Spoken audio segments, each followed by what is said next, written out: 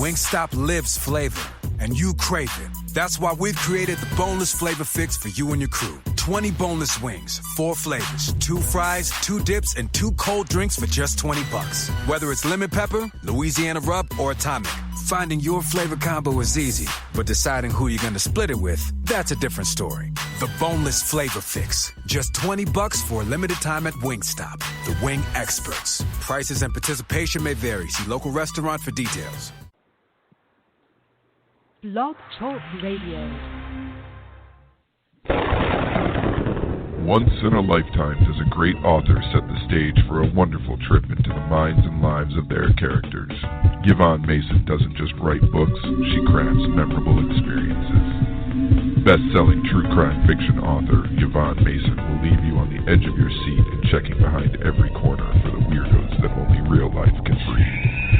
Find her books on Amazon.com and make sure you check out such titles like Dreamcatcher, Failure Was Never an Option, The Pink Canary, and Silent Screams today. Yes, ladies and gentlemen, it is Wednesday night. This is Off the Chain. I am your host, Yvonne Mason, and of course, that was a piece of shameless promotion. Would I start a show off without a shameless promotion? Please go and check out all of my books on Amazon. There's 17 or 18, I've lost count after so many years, but I can promise you there's something for everybody. There's horror, there's inspiration, there's true crime, there's crime fiction, there is comedy, there is anthologies, there's historical fiction. So there's something for everybody. So go on Amazon, look up Yvonne Mason, and just go start clicking down and order all of my books. You will not be disappointed. I promise you that. Also, the gentleman that does that ad, his name is Chris Dunham, and he is a really good friend of mine. He does fantastic ads. Hook up with him on Facebook and have him do some of your ads. Now, this is our anniversary month, ladies and gentlemen. On July the 27th, this will be our first year completed on this show, which was a 5-year dream. I cannot tell you the excitement that I have for this show. It never fails to surprise me because you as my listeners and my guests, like my young guest tonight, author David Kummer, y'all are what makes this show successful. I am just the facilitator. I just have the soundboard and I just have the switchboard and I just do all the legwork and research to get these wonderful people on. But it is because of all of y'all that this show continues to be successful. And I say that because y'all all know how I feel about numbers. And ladies and gentlemen, when I ran the numbers, I have to thank the country of Australia. You guys are magnificent. You are 98% of my listening base. I mean, absolutely magnificent. But just on this show, ladies and gentlemen, we're at 16,941 listeners just on this show. We are only 3,059 listeners away from 20,000. So if I get to 20,000 before the end of the month, I'm going for 30,000 by the end of the year simply because I'm greedy and I want to get my guests all the exposure that is possible because I want to see them succeed. Overall, with all the podcasts and this show, we are at, as of this morning, 27,982 listeners, only 2,000 away from 30,000. So, ladies and gentlemen, I have to thank you so much for your continued support. And for my guests, I love them, I appreciate them, and y'all are very important to me. Now let's do a little bit of promoting for a sponsor that I have, and his name is Darren Cox. He is an author, and his book is called Don't Let the Enemy Steal From You, A Crown of Thorns to a Crown of Righteousness. Don't let any man, anything, or let any situation in your life ever steal the things that God has ordained for you to have. One of the many great things of my generation that I see, one of the great things that breaks my heart is I see a generation that has no idea of the destiny and the future and the hope that God has for our generation. I look at young people in hopelessness. There is so much. We have the cars, we have the entertainment, we have the lights, we have everything that the world could offer a generation, and yet there's never been a generation more unhappy and more depressed. Ladies and gentlemen, go get this book and give it to your kids and let them read it, and let's get this generation of young people on the right road. So now, without further ado, this is this young man's first talk show. And I had him when I found out about him, I was just amazed, because to be as young as he is and to do the things he's done, he is an inspiration to me, as old as I am, and he should be an inspiration to all of you. His name is David Kummer. He is an author, and ladies and gentlemen, he is a teenager. And he does have a couple of published novels and a collection of short stories out there already. This is as a teenager. Wait till this young man gets in his 20s and 30s. He is going to be flying all over the place. He lives in a small river town on the Ohio River in southern Indiana. And he not only does this young man write and publish, but he takes care of his younger siblings. No, there's not just one or two, ladies and gentlemen. There's 8. I'm the oldest of 5. I took care of 4. I cannot imagine taking care of 8.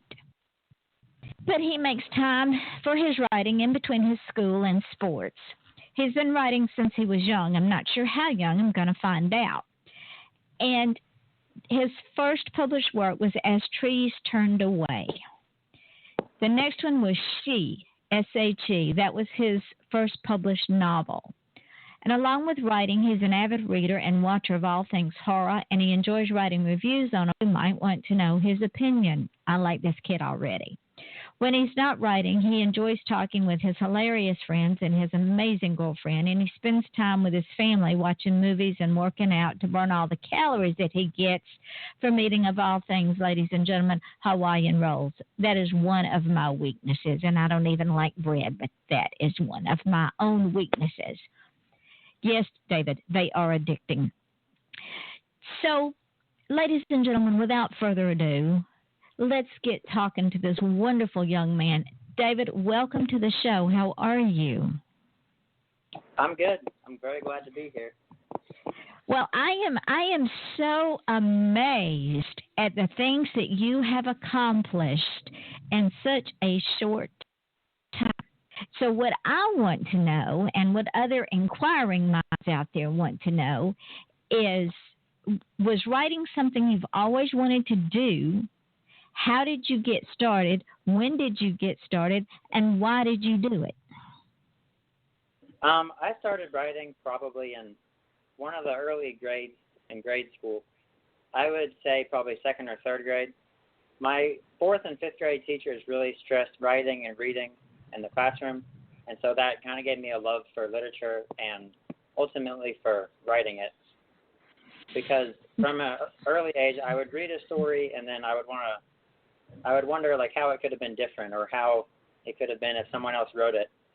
And so eventually I started writing books that were similar to, other books. Like if I read Lord of the Rings, I would write a little fantasy book when I was 12 or 13 years old.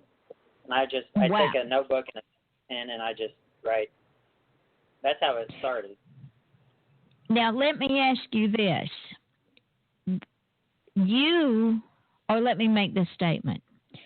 You were truly, truly blessed to have teachers that emphasized reading and writing. Sadly, my teachers did not. That was back during the caveman days. And because of it, they stymied my creative side because math was not my friend. So they took my love of reading and writing away from me. So God love your teachers for bringing out that natural craft that you have within you and encouraging that. I don't know many teachers that do, and you just picked right up on it. When you were learning your craft, what were some of the books that you read that you wondered how could you do it different, or how could the ending be different, and why? Well, I would always wonder about the ending, but in particular, there was a collection of short stories I read that they were interesting, but they wasn't very well written. I won't name it just to save the author some Grace, but they were. He was probably 3 or 4 collection of short stories, and I read them and I thought these are really good concepts, and the plot is good, but it's just not written very well. And so I kind of wondered how my writing would stack up to that. You know, like if it was something that I could learn, or if it was something that just was natural. And so I started writing, and I started trying to improve my writing and read books on writing to become better at that, because I'd always thought that making a good plot or something wasn't that hard. You know, if you get it right if you tried enough. But then getting the actual writing part down and making it interesting was the difficult part. That is very true. The plot could be, in most cases, the easy part, but then you sorry, excuse me, but then you have to incorporate your setting, your characters, your dialogue, and in incorporating your characters, do you find that it's difficult to make them three-dimensional? Because we as human beings are not one-dimensional. We are three-dimensional. So how hard was it for you to define your characters as three-dimensional people? Yeah, there are some cases of writing where what I've done, and I would start a book and I just couldn't get involved with the characters. I didn't feel for them a lot, and so it's a lot hard to make them three-dimensional when you don't feel for them. And so one of the books I wrote called My Abigail, I really feel like that's the best book I've written in terms of characters, because I just really connected with the characters, and I felt sad when they felt sad, and I felt afraid when they were afraid. And so connecting with them helped. Did you find that your characters were talking to you in your head? Yeah, I would think about them a lot throughout the day and think about what they would do in certain situations, and, you know. Let me ask you this. Now, I was reading about you on your website. Now, ladies and gentlemen, I about fell out on the floor when I read this, because this young man had an interesting experience when he was 6, 7 years old. What did you find? Where did you find it? And what did you do when you found it? Well, we were at the school playground, and I think either kindergarten or first grade, and we were messing around on the monkey bars, and there was mulch there, you know. So one of us fell down and was looking through the mulch, and still to this day, we have arguments over whether we found a human finger bone, or if it was just a strange-looking piece of stick. I tend to believe it was not. I tend to believe it was not a stick. Some of my friends did not, but it was strange. It was a weird experience. Well, would you, based on that experience, did you ever consider writing either a short story or a novella or a full-length novel based on that find? That would be an interesting concept. I thought about it. There's lots of little experiences like that I thought about, and I wrote them down in a document. So if I'm going through a novel and I can add little scenes and like that in somewhere, I've done that with other scenes in my novels. I haven't used the human finger yet, but I'm sure it's coming. You'll recognize it. I haven't read any of David's books yet, but I guarantee you, ladies and gentlemen, I will be downloading his books, because you wrote your first horror novel at 14. Am I correct? I think it was 14, yes. Tell me about it. The short story collection or the novel? Both. Both. Okay. We got time. Yeah. The short story collection was actually, it was going to be called The Alphabet at first, because each story starts with a letter of the alphabet. The title does. And so I was writing along. I started somewhere in the middle. I started at like L, and then I wrote a couple, and I went back to A, and I jumped back and forth. So in the end, there was 26 short stories, and some of them have common plots, like story 1 and 3 and 9 or whatever will all be together. But that was, I wrote that collection of stories because of the story collections I talked about earlier, where I thought I might be able to do a better job. And so I had lots of little ideas floating around, nothing that I thought I could make a novel out of. And so I kind of threw them all into a pot and mixed it up and came up with a short story collection. And this is all horror short stories? Yes, they are. Some of them are scarier than others. I try not to put too much gore or anything, too much blood and guts, because I don't really find it. Sometimes it's just distracting. It's not as scary. So I try to avoid that as much as possible for anyone that's nervous about that. And that brings me to another question. You do reviews on horror movies, and because you are a horror fan, do you find that the more they do the special effects with all of the blood, the guts, the flying arms, the severed heads, the entrails trailing behind, do you find that more distracting as opposed to it being left to the viewer's imagination? Oh no, and hiding their face and missing half of the movie.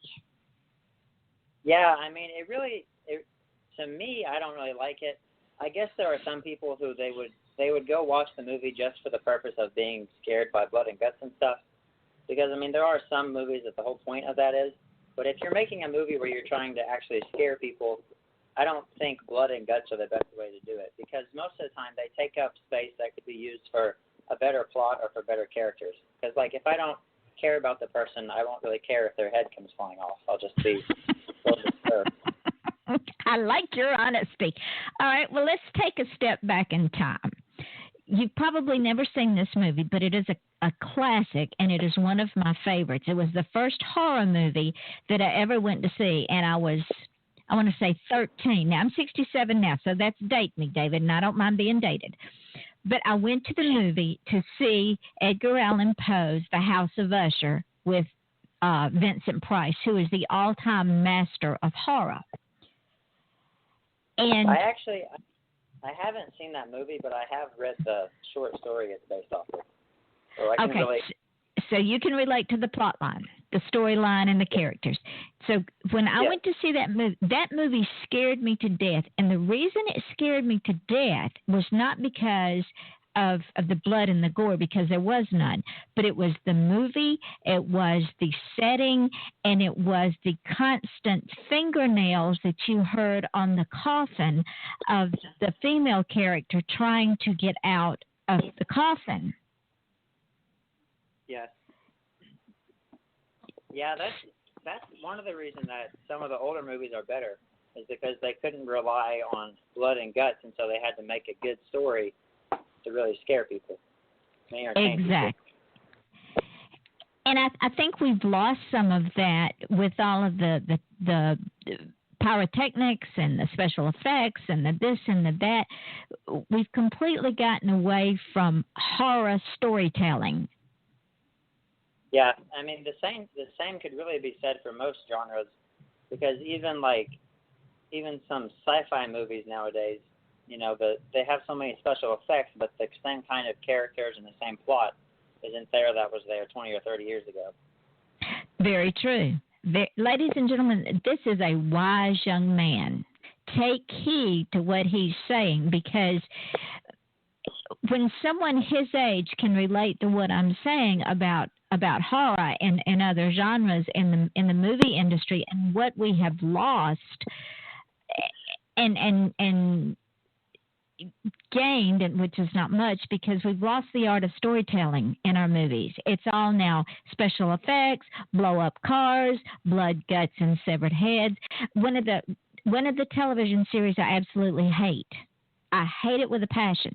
The Walking Dead. How many damn zombies can you kill? I haven't watched it much, because most of the time we don't watch stuff that's on television right now. We watch rent movies or whatever. But I've heard a lot about it. I have a lot of friends that watch it, you know. Well, there's no plot line. there's no storyline. It's based off DC Comics, and there's absolutely no storyline. There's no hope. There's no nothing. It's just a bunch of people running around killing zombies and each other. To me, that's boring. The House of Usher told a story. Yeah, I like to go back and watch some older movies, some older shows, and read some older books to break up. I still watch new movies and stuff, but I like to break them up with older movies and watching the original stuff like that, like a little both. Let me ask you this: who are some of the authors that you have read that you really enjoy? Well, I'll start off by saying the Harry Potter author J.K. Rowling, which is probably the answer that everybody gives.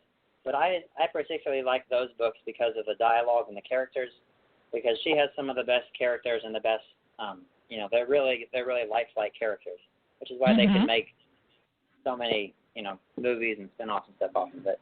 Besides her, honestly, there's not. The only horror author I read that, I read his book specifically, is a guy named Mark Edwards. I don't read much of the big-time authors like Stephen King or anybody. I'm not sure why, I just don't. But I read a lot of Mark Edwards, and then in fantasy, I read a lot of Christopher Paolini. He wrote the Aragon series. Why do you like Mark Edwards? What is it about his books? Now you've read Poe, which is my favorite all-time author because he's horror, he's love, he's depression. He's just a well-rounded author. So, in reading Poe and then reading Edwards, how do you compare them? Edwards, a couple of his books. I've probably read about 7 or 8 of them. The first couple I read I really liked because they were some of his older stuff. Nowadays, a lot of his books are kind of recycled material, which I don't like as much, so I haven't read much of his lately. So I would say the older authors like Poe, I never see any of their work have the same plot lines or the same storylines. It's always a new feeling when I read one of their books. Some of the authors nowadays, if I read 2 of their books, I feel like I'm reading the same one. And that has become a problem all across traditional publishers and mainstream authors. Yeah, because what happens is they're under such constraints to get out, some of them 4 books a year, that they recycle. And when they recycle, all you have to do is read the back and know it's the same book.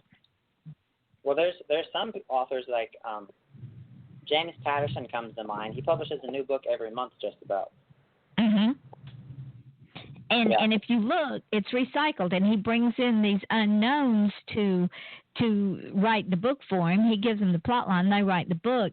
And sadly, in my opinion, my husband used to read a lot of James Patterson, and sadly, he's lost that flair, that depth, that 3-dimensional thing that he had going on when he first started out.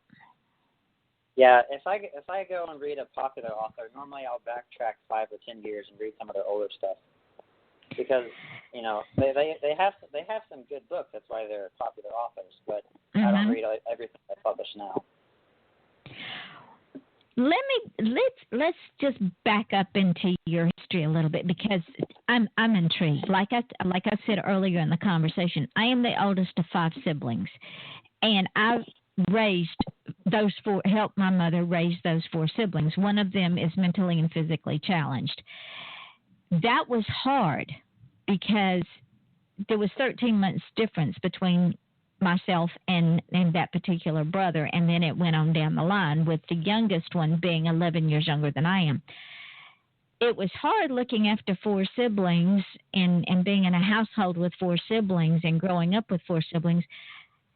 Please tell me that you're Superman because you have 8 siblings, correct? Yeah, I'm definitely not Superman. I would say that goes to my mom because she does a lot. She does a whole lot more than I do. And so tell me how that works. Well, there's a lot of just getting through the day, getting through the week. Because the hard part isn't having the 8 siblings. The hard part is that I don't know exactly how many, but three or 4 of them are all under the age of 3 or age of 4. So there's a lot of young ones, which always makes it hard. Oh, bless you, my child. You have all these little stair steps running around in 20 different circles, right? Oh, yeah, it's always noisy. If it's quiet at our house, something's probably wrong. All right, so that being said, my friend, with the wee ones and all of the activity that's going on in a normal household day, how in the world do you find a quiet corner to write in, or do you just block out the noise? I do not find a quiet corner. Normally, I just find a couch, and I'll block out the noise, or sometimes it's quieter. Like in the evenings, if I do writing at night, it's normally quieter. But sometimes during the day, I'll be typing, and I'll have a kid hanging on my arm, and it gets kind of crazy. Well, I tell you what, you have a lot of courage, and I admire you so much, because it's tough with me taking care of my husband who is disabled, and it's just the 2 of us in the house. But to have 8 siblings with 3 or 4 of them under the age of 4, I admire you. You are a strong young man. Let's talk about you again for a few minutes. Are you taking any writing courses? Are you taking anything in school that enhances your craft? What are you doing to make yourself a better author? Well, like I said, I had those really good teachers in elementary school. I got really lucky all through elementary school. All my teachers were really good. They really, they understood the importance of reading and writing. And now my English teacher all through high school so far, I'm going to be a junior next year, so I've had her for 5 years. She also is like that. She loves reading. She loves writing. She always gives us these writing assignments that are, for me they're really fun, because it's stuff that I do anyways on my own time. And then this coming school year, I'm going to take a college writing course through a local university. So that'll be interesting. I've never done anything like that before. Congratulations. I'm so envious. And I am so proud of you.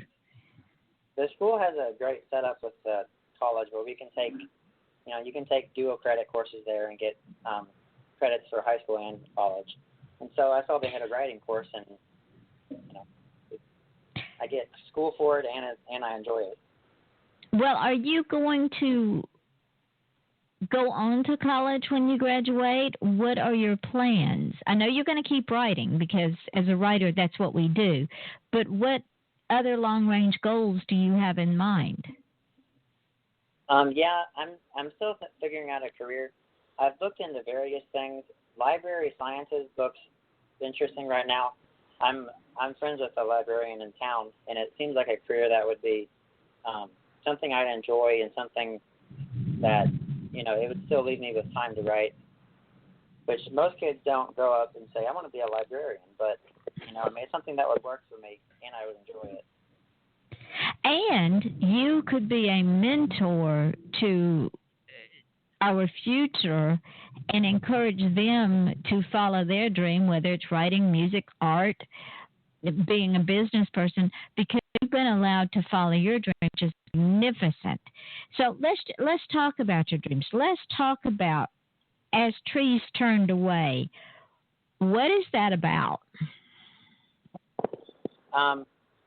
Well, I think there's about 13 different storylines that go on through it, through the 26 stories, and it jumps all over the place. There's murderers, there's ghosts, there's hauntings. I don't think there's any vampires in there, so sorry, vampire lovers. But if you can think of it in a scary movie, it's probably in the book somewhere in some story. Interesting. What about She, a horror novel? And why the title? that's the first one I wrote. I was planning the book around the same time I've only read one Stephen King novel, and that was it. And I was in a phase, I like the idea of having one-word titles that were vague and mysterious. And so I came up with this book, and I thought, what should I name this? And I thought, oh, well, that's one word. It's vague. It's mysterious. And so that's how the title happened. So without giving away the entire book, why would someone want to read it? What is it about? Well, this is the one book that I really remember how I came up with the idea for it. Some of the other ones I'm kind of fuzzy. I'm like, how did I think of this? But for She, I remember specifically, it was a Friday night, and I had cross-country practice the next morning on Saturday. So Friday night, I was looking out my window at the street below me, and I kind of live out like almost to the country, but not quite. And so there's a field on the other side, and there's a street light. And I was thinking that's a really creepy looking scene there. It'd be like, what if somebody was standing there watching me? And so that scene shows up in the book. And then the next morning we went to cross country practice, and we were down by this old stone bridge with a little river running through it. And I thought that's another really creepy scene. And so that also comes into the book towards the end. And so I kind of took those two scenes and put them together. I created a main character named Michael and his three friends that were all teenagers. And basically, there's this old lady, this creepy old lady who lives in the forest in their town. And she comes and takes she takes Michael's sister. And so they have to go and get her back. And there's a lot of more mysterious history to it. Like they discover some secrets about her, some secrets about their town. But the basic idea for it all came from the street light outside my window. Oh, you have such a wonderful imagination. Now, you say in your bio that the one that your novella that you were most proud of is called My Abigail. What is it about, and why are you most proud of it? The funny thing about this book is I honestly have no idea how I came up with it. I remember I remember thinking about a certain plot point. I can't give it away because it's a big twist about 3/4 of the way through the book. But that's what I started. That's what the book started from. That was a little seed. As for like the characters and everything, I have no idea how I came up with them. But the premise of it is there's Caleb, who is he's a teenager. I normally write with teenage protagonists. And he lives in a small river town. Sounds familiar, but he's not me, I promise. And he gets bullied. He's kind of a shy kid. He hasn't had that many friends because he's kind of new in town. But then he meets this girl named Abigail, who is it's like a teenage romance type thing, but they don't admit they like each other, of course, because they're teenagers. Of course. And so she's this perfect girl type of idea, but then he starts to discover secrets about her, and she actually weird all the time. She never tells him where she's going. She disappears for weeks on end, and so he eventually discovers, why that is, and that's when the book it goes from being, this feel-good story to being really serious and frightening. And there's no big bad guy in the book, but trust me, it's still scary. It's scary enough without the bad guy. I love the way you think. You are so interesting. Now, in June, ladies and gentlemen, this young man released a new book called Cold Gray Eyes. Now, when I saw that, I'm thinking, this is not a teenager. This has to be an adult in a teenager's body, because just the title alone made me want to go out and get it. So tell me about this book. Cold Gray Eyes is something I actually wrote. I wrote Cold Gray Eyes before I wrote Abigail. I wrote it over on vacation over the course of a week a long time ago. Well, not a long time ago, maybe a year and a half. And so it's been sitting on my computer for a year and a half. There's actually two of them, Cold Gray Eyes and Cool Gray Eyes, which is the sequel. They're both short novellas, and they were just sitting there together. So I was reading through some old documents. I found them, and I decided I would polish them up and rewrite it and publish it. So the story is there's a family that goes out to a campsite in the woods. They've heard good things about it. You know, they're excited. They have some problems of their own, but they're doing all right. And they get there, and there's this. They're the only ones there in this campsite. It's about 6 cabins all around a lake, and the only other person there is the camp owner named Mr. Tilo and his dog. So that's how it starts. Things start to go bad, and what you think would happen is the camp owner would kill them or something, or he would drown them, he would burn their house, anything like that. But that's not what happens, because there's another person in this campsite that they don't know about, and Mr. Tilo doesn't know about. And the question throughout the book is, how does this person, this mysterious figure, relate to this mysterious camp owner, Mr. Tilo? And so that starts to develop through the first book and the second book, and it will be resolved next summer in the third book. Oh my goodness! So you're just going to keep us hanging until next summer? That's just cruel, you know, right, David? That is the epitome of a great writer, that they just keep their readers hanging, which is cruel and unusual and should be against the law, but we do it, and I love it. It's cruel, but that's what happens when school gets in the way. Gotta put it off next summer.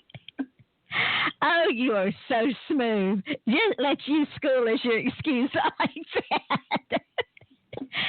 Now, you run cross country. Is that what I understood you to say? Yes, I run cross country. How did you get started in that? Well, my grandpa is like he's not quite Indiana Hall of Fame, but he's the next level under that in cross country. So everyone knows him around here, and cross country's been in our family for a long time. So I kind of was naturally inclined to it. But then also I play basketball, and so running throughout the summer helps a ton with basketball, being more in shape for that. That's the main reason I do it. When you're training, do you find that while you're running, because, ladies and gentlemen, cross country literally means they run distances. How many miles is cross country, David? It can be anywhere from 2 to 5 or 2 to 10. Yeah, the race distances are 3 miles, but we'll do other races throughout the summer that are like 5 miles, 10 miles, stuff like that. So David's got a lot of time on his hands while he's running, because he can't whip out his computer and write his thoughts down. And he's trying to win this race because he's in it with how many other kids are you in it with? The big races will have probably 70 or 80. The small ones will have 20 or 30. So anywhere between those. So not only are you in competition with these kids, but you're in competition with yourself to do the best that you can. Yeah. While you're running, do you find yourself thinking about plot lines and characters? And if you do, does that help you motivate you to push yourself even more? I will think about it during practice most of the time. You know, if I'm training for an upcoming race, sometimes my mind will drift to that, and I'll have to keep it there until I get done and I can write it down or something. But then during the race, normally I can't think of anything because I'm just dead. You just run it.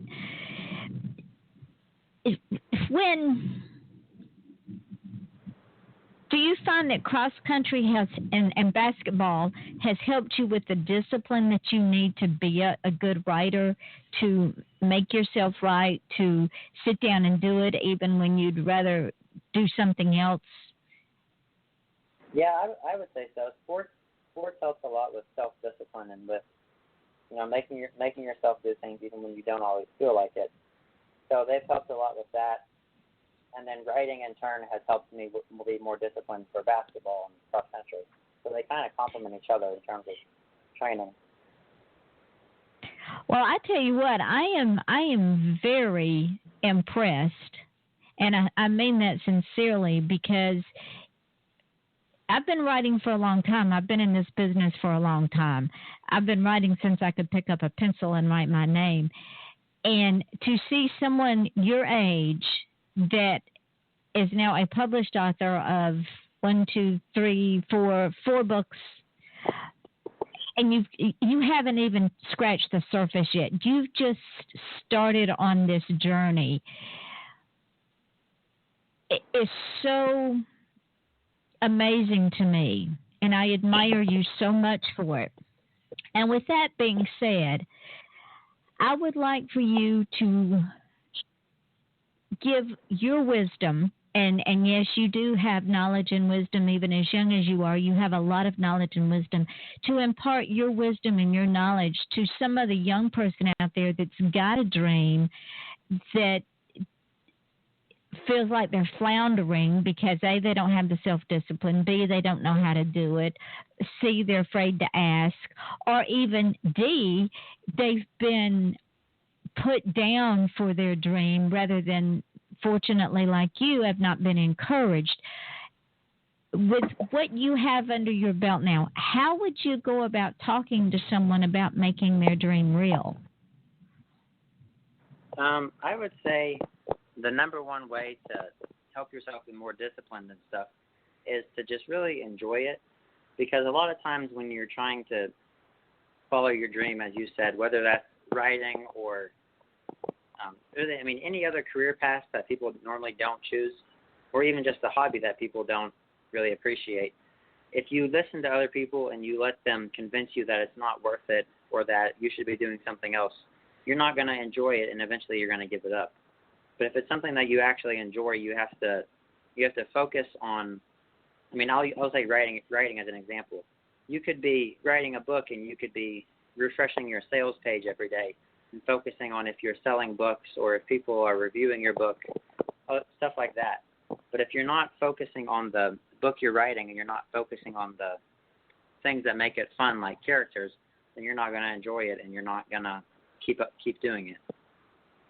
And would it be safe to say that if one is not focused on writing, let's stay with that since that's what we both do and relate to, if you're not focused on that and you just haphazardly do it, just like we talked about earlier, it comes through in your finished work. It's not your best. Yeah, definitely. I can tell, like, even within one book I write, I can tell it when I'm rereading a chapter. I can tell if I was really focused on it then, or if I was just kind of getting it done because it was something I was supposed to do that day. I can tell even, just from page to page, I can tell how much work I've put into it. And when you find out that you haven't given it your best shot, do you get mad at yourself? I do get frustrated sometimes because I'm like, man, this could be so much better if I had just done it right the first time. But ultimately, you just have to go back through and you have to correct everything that you did wrong. And so, you think about that next time you write. Next time you sit down to write and you're thinking, well, I really need to focus on this chapter because if not, I'm going to have to come back and do it again later, do it better. Now, being a young person, it's hard enough out here in the real world as an adult, but being a young person and with peer pressure being what it is in this day and age, are you encouraged by your friends, or do they make fun of you when you say, well, I've got to finish this chapter, I can't go out and hang out with you because I've got to do this right now? Or do they say, okay, when you get through, come join us? How do your friends react and interact with you with your craft? My friends are pretty good about it. Sometimes they're kind of looking at me weird. They're like, do you really have to do that? Are you messing around? I'm like, no, I actually have to go do this. And they're like, oh, all right, I guess so. But I don't think no one's made fun of me yet for it. They're just they don't really know how to react because it's not something you hear every day. Well, because they don't understand you. And I get that because unless they are writers themselves, they don't understand that drive and that need that we have to be either with a pencil and piece of paper in our hand or a computer in our hand or a tablet in our hand or something on our hand to put down the words that won't shut up in our minds. Yeah, sometimes they're like, do you mean you're doing homework? I'm like, no, I'm writing a book for fun. They're like, oh, okay, I guess. They don't appreciate it. Have they read any of your work? There's a couple of them that have, and then there's some people that are like, oh, I want a book, so I'll give them one, and then they never read it because they're teenagers. It happens. I do it too. I'll get a book and then I just don't look at it. But then don't you later go back and look for something to read, and there's that book, and you just have to read it? Just eventually I go back read and it. Like, oh, I guess I'll read that. And you find that there's some adults at the school that have read my books and reviewed it and stuff, especially since I got Facebook a lot more now. They see it a lot more that way. I think probably the week I got Facebook, I probably had 30 people saying to me, oh, I didn't know you were a writer. I'm like, yeah, I have been. For a long time. Yeah, they just don't hear about it. But see, now they will, because you will wind up being heard in over 70 countries. And never be ashamed to say, I am a writer. Don't hide your craft under that tree. They say don't hide your light under a bushel. Shout it to the rooftops, David, because you have an opportunity at an age that most kids don't. You have broken into this business at a very young age, and you will only grow exponentially from here. Somewhere down the road, I'm going to say, yeah, I interviewed him on my radio show way back when. And so I want you to get business cards. You can get them from Vistaprint. Get business cards and hand them out and say, read my books, ladies. And I want everybody in my listening audience to go on Amazon and order this young man's books, because you, ladies and gentlemen, I'm always telling you that young people are our future. I'm speaking to my future. This young man is our future. He is already moving in that direction in the present. So he is going to be someone that you're going to want to watch, because I see Mr. David going very, very far. Yeah, I've been trying to do more community events. Like I had a book signing at a library recently, more stuff like that. It's kind of hard in town because there's only one bookstore in town, really, and it's the dude that owns it is very much against Amazon. So, it's kind of hard when you're published through Amazon. But I've found some other places. Well, you can also, you can also do like a virtual book tour.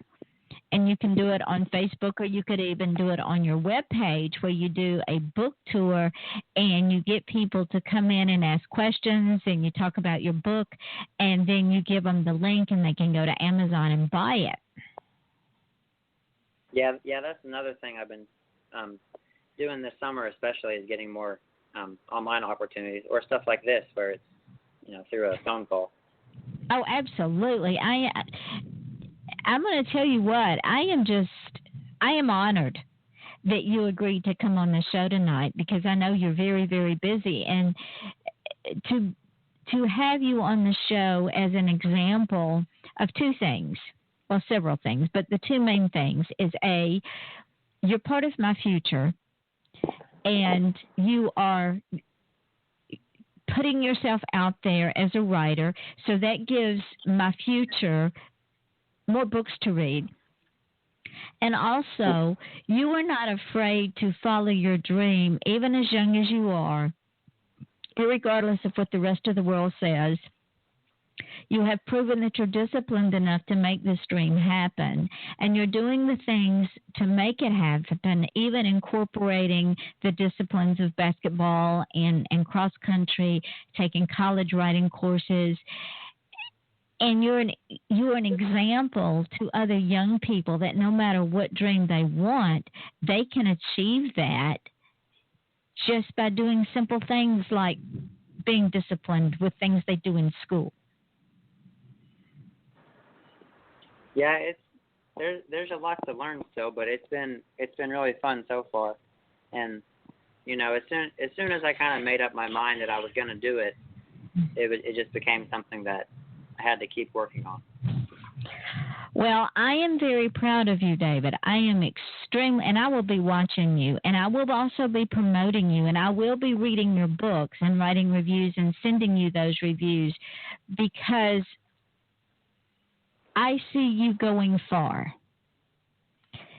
You are a very mature young man, and I just can't wait to see more coming out of your works and things that you're going to do with your life.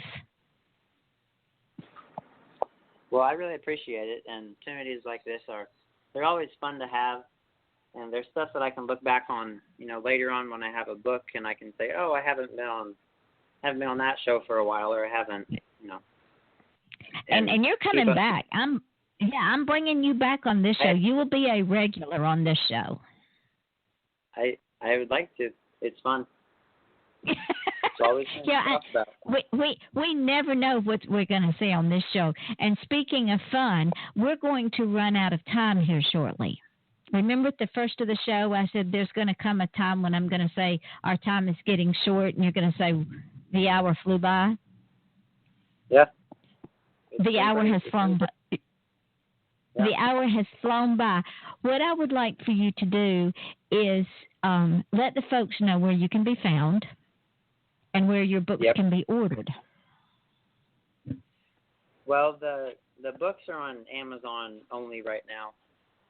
But because they're only on Amazon, I don't know if any of you have Kindle Unlimited. It's a subscription where you can read books for free, basically. All of my books are in that, and I think all of my books are 99 cents except for the short story collection. So they're cheaper than a drink at McDonald's. It's that. Can't beat that with a stick. Yep. To find me, you can email me at davidkummer7@gmail.com. I'm really active on the email. I answer, whatever few emails I get. There's if you go to davidkummer.com, my website, that's the main place you're going to find me. You can sign up for a newsletter. You can read articles, read movie reviews, see more about me. And there's even a link that will take you over to my other website, which is only for horror. So if you're one of the horror fans listening and you want to see like book trailers and new releases, stuff like that, that's on my horror website. But you can find everything you want to find at davidkummer.com. And also on Facebook. And please, ladies and gentlemen, friend this young man on Facebook. Support him as part of your future. This is very important. And yes, David will be coming back after the first of the year. I can't wait to read his book so we can talk about him in great depth. Tomorrow night, ladies and gentlemen, I am going to have a new author. She's not a new author. She's been out there a while, but she is from across the pond. She is from merry old England. Our show tomorrow night will run from 5 to 6 because there is quite a bit of time difference. So from 5 to 6 tomorrow evening, Miss Tiffany Shand and I will be having a conversation for an hour. On Friday night, I will be off because my guest had to cancel. She had a funeral she had to attend.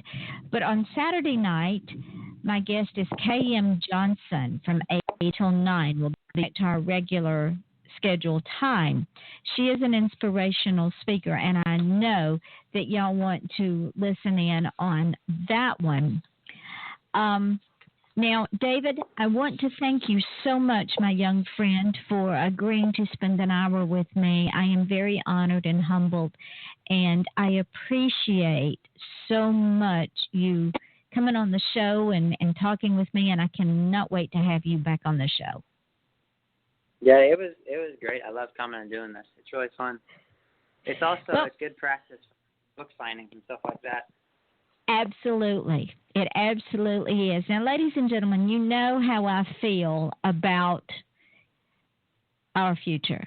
You know how I feel about our young people. They all have a purpose.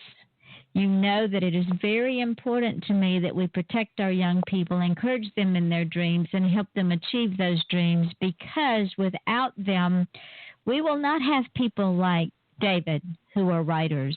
We will not have scientists. We will not have presidents. We will not have doctors, nor teachers, nor newspaper people, nor garbage collectors, nor builders. So get out there and help support these young people. They are amazing. And they're jewels. They're diamonds in the rough. And for David to come on the show and to talk to me, it makes me very, very proud. So at the end of my show, you all know that I say several things. And David, you can write these down and feel free to plagiarize them, because I did. And one of the things that I always say is, don't just feel special, be special. And if you want to achieve greatness, don't ask permission. Young David did not ask permission. He just did it. He achieved greatness and success, even as young as he is, because he did not ask permission. He just went out and did it. And this is what you have to do, ladies and gentlemen. Don't be afraid to jump in the deep end. Right, David? Yep. Jump in the deep end. And you'll swim. Trust me, you'll swim. Also, I always say that there are several things in life that we carry with us everywhere. And one of them is this. Your smile is your logo. Your personality is your business card.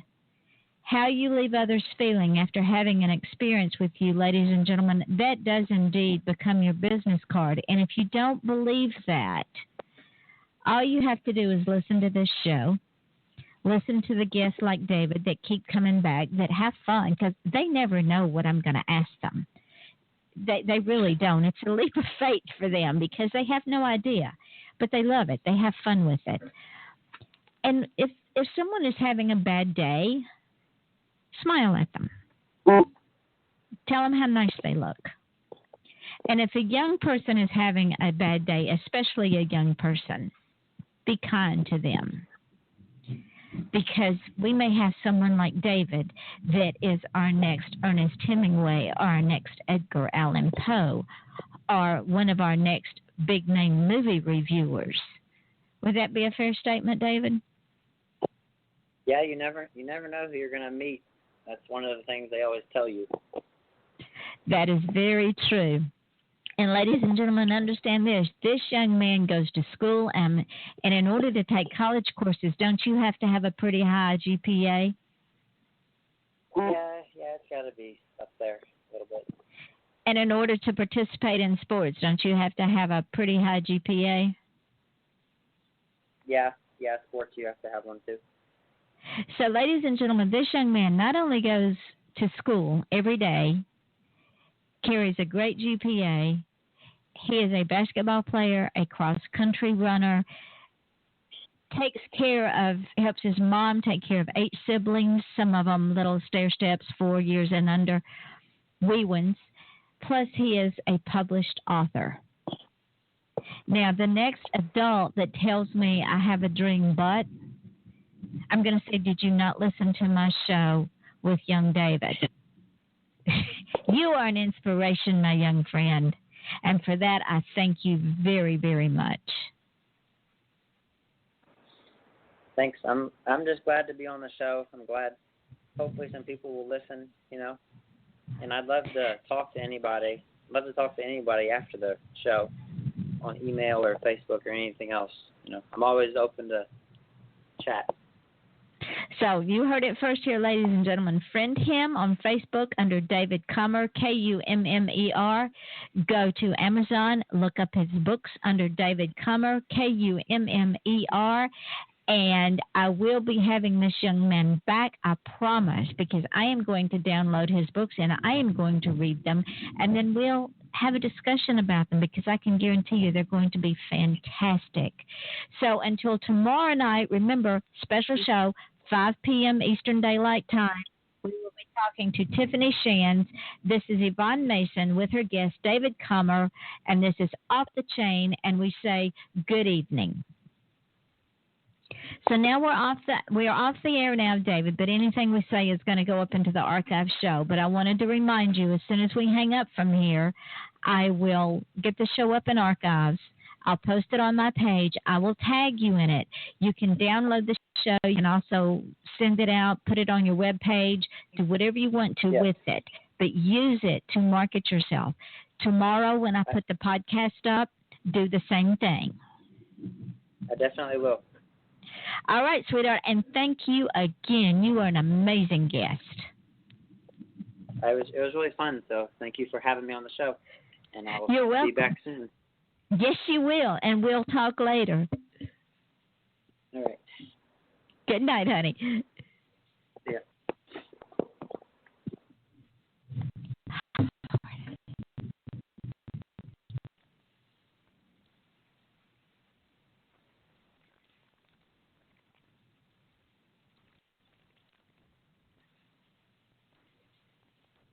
Wingstop lives flavor, and you crave it. That's why we've created the boneless flavor fix for you and your crew. 20 boneless wings, 4 flavors, 2 fries, 2 dips, and 2 cold drinks for just $20. Whether it's lemon pepper, Louisiana rub, or atomic, finding your flavor combo is easy, but deciding who you're going to split it with, that's a different story. The boneless flavor fix, just $20 for a limited time at Wingstop. The wing experts. Prices and participation may vary. See local restaurant for details.